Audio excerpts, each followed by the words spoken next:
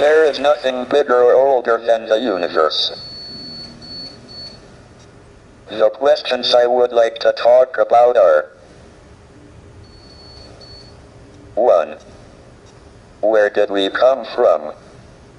How did the universe come into being? Are we alone in the universe? Is there alien life out there? What is the future of the human race?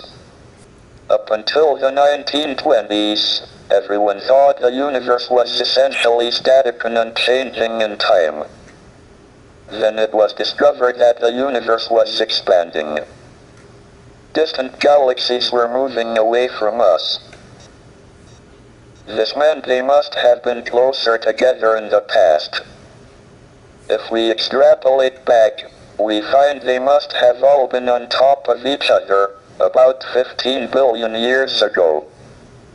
This was the Big Bang, the beginning of the universe.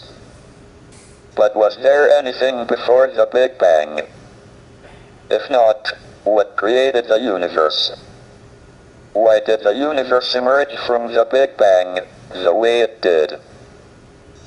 We used to think that the theory of the universe could be divided into two parts.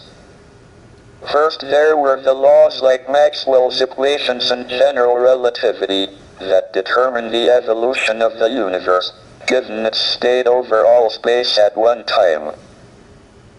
And second, there was the question of the initial state of the universe. We have made good progress on the first part, and now have a knowledge of the laws of evolution in all but the most extreme conditions, but until recently, we have had little idea about the initial conditions for the universe. However, this division into laws of evolution and initial conditions depends on time and space being separate and distinct. Under extreme conditions, general relativity and quantum theory allow time to behave like another dimension of space. This removes the distinction between time and space, and means the laws of evolution can also determine the initial state. The universe can spontaneously create itself out of nothing. Moreover, we can calculate the probabilities that the universe is created in different states. These predictions are in excellent agreement with observations by the WMAP satellite of the cosmic microwave background, which is an imprint of the very early universe. We think we have solved the mystery of creation. Maybe we should patent the universe and charge everyone royalties for their existence. I now turn to the second big question: are we alone, or is there other life in the universe? We believe that life arose spontaneously on the Earth, so it must be possible for life to appear on other suitable planets, of which there seem to be a large number in the galaxy. But we don't know how life first appeared. We have two pieces of observational evidence on the probability of life appearing. The first is that we have fossils of algae from 3.5 billion years ago. The Earth was formed 4.6 billion years ago, and was probably too hot for about the first half-billion years.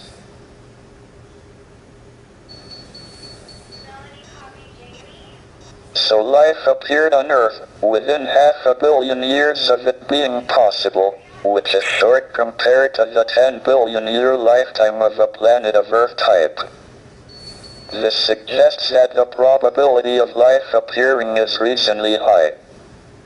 If it was very low, one would have expected it to take most of the 10 billion years available. On the other hand, we don't seem to have been visited by aliens. I am discounting reports of UFOs. Why would they appear only to cranks and weirdos? If there is a government conspiracy to suppress the reports and keep for itself the scientific knowledge the aliens bring, it seems to have been a singularly ineffective policy so far.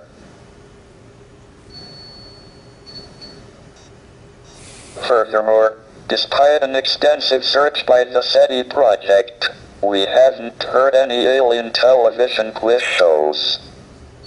This probably indicates that there are no alien civilizations, at our stage of development, within a radius of a few hundred light years. Issuing an insurance policy against abduction by aliens seems a pretty safe bet. This brings me to the last of the big questions, the future of the human race. If we are the only intelligent beings in the galaxy, we should make sure we survive and continue. But we are entering an increasingly dangerous period of our history. Our population and our use of the finite resources of planet Earth are growing exponentially, along with our technical ability to change the environment for good or ill. But our genetic code still carries the selfish and aggressive instincts that were of survival advantage in the past. It will be difficult enough to avoid disaster in the next 100 years, let alone the next 1,000 or million. Our only chance of long-term survival is not to remain inward-looking on planet Earth, but to spread out into space. The answers to these big questions show that we have made remarkable progress in the last 100 years. But if we want to continue beyond the next 100 years, our future is in space. That is why I'm in favor of manned, or should I say, personed, space flight.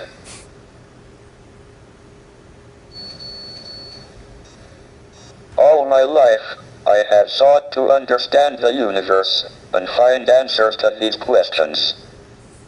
I have been very lucky that my disability has not been a serious handicap. Indeed, it has probably given me more time than most people to pursue the quest for knowledge. The ultimate goal is a complete theory of the universe, and we are making good progress. Thank you for listening.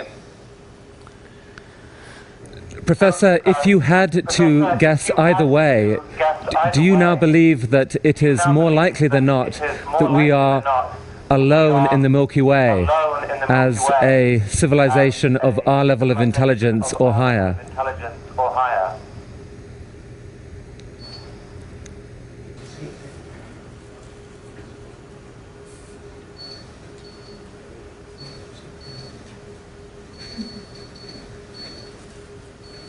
This answer took 7 minutes and really gave me an insight into the incredible act of generosity this whole talk was for Ted.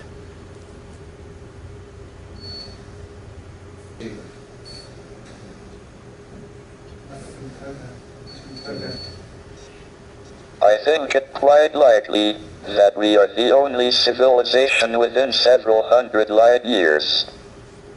Otherwise, we would have heard radio waves. The alternative is that civilizations don't last very long, but destroy themselves.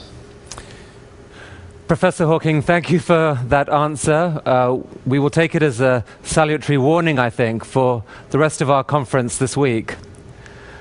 Professor, we really thank you for the extraordinary effort you made to share your questions with us today. Thank you very much indeed.